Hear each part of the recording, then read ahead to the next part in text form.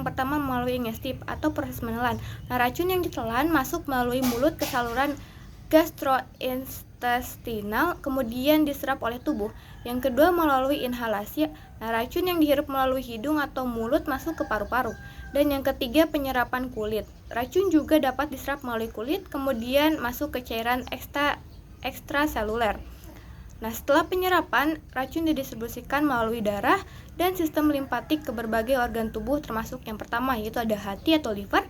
Nah, di sini racun dimetabolisme. Beberapa zat racun mengalami sirkulasi enterohepatik, yaitu racun disekresikan melalui empedu ke saluran pencernaan yang dapat diserap kembali. Lalu yang kedua ada ginjal atau kidneys. Nah, ginjal ini menyaring racun dari darah dan mengeluarkannya melalui air seni atau urin. Yang ketiga ada cairan ekstraseluler atau extracellular fluid. Nah, racun bisa tersimpan di cairan ekstraseluler yang mengalir ke berbagai bagian tubuh. Lalu ada organ dan jaringan. Nah, racun dapat tertimbun di organ, jaringan lunak atau soft tissue, lemak, rambut, kuku, kulit, dan tulang. Nah, lalu diekskresikan atau dikeluarkan. Nah, yang pertama itu ada melalui feses. Nah, racun yang tidak diserap oleh saluran pencernaan tadi dikeluarkan melalui feses. Yang kedua juga dapat dikeluarkan melalui udara yang dihembuskan atau expired air. Nah, racun berbentuk gas dikeluarkan melalui paru-paru saat bernapas. Lalu ada air seni atau urin. Nah, racun yang telah disaring oleh ginjal tadi dikeluarkan melalui air seni.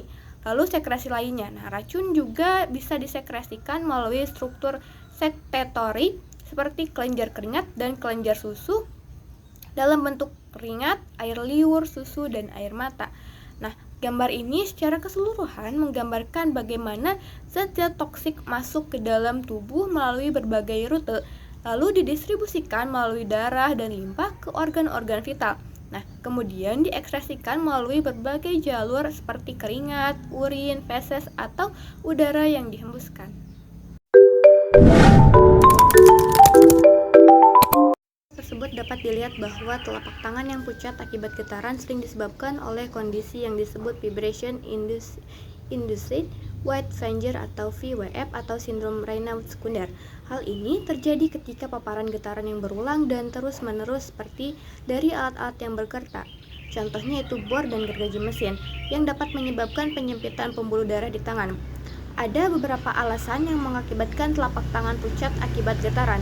Yang pertama yaitu ada penyempitan pembuluh darah.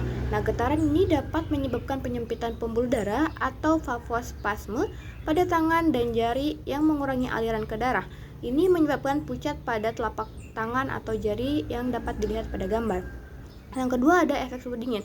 Nah, kondisi ini sering memburuk di lingkungan yang dingin karena suhu dingin juga menyebabkan penyempitan pembuluh darah, mempercepat pucat dan hilangnya aliran darah ke tangan.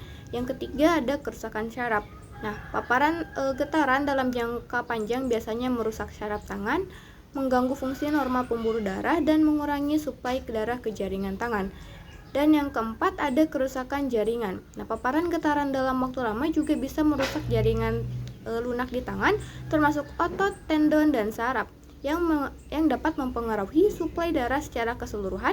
Nah, gejala seperti tangan pucat, mati rasa, atau kesemutan dapat berlangsung sementara atau permanen jika paparan getaran terus berlanjut tanpa tindakan pencegahan yang tepat.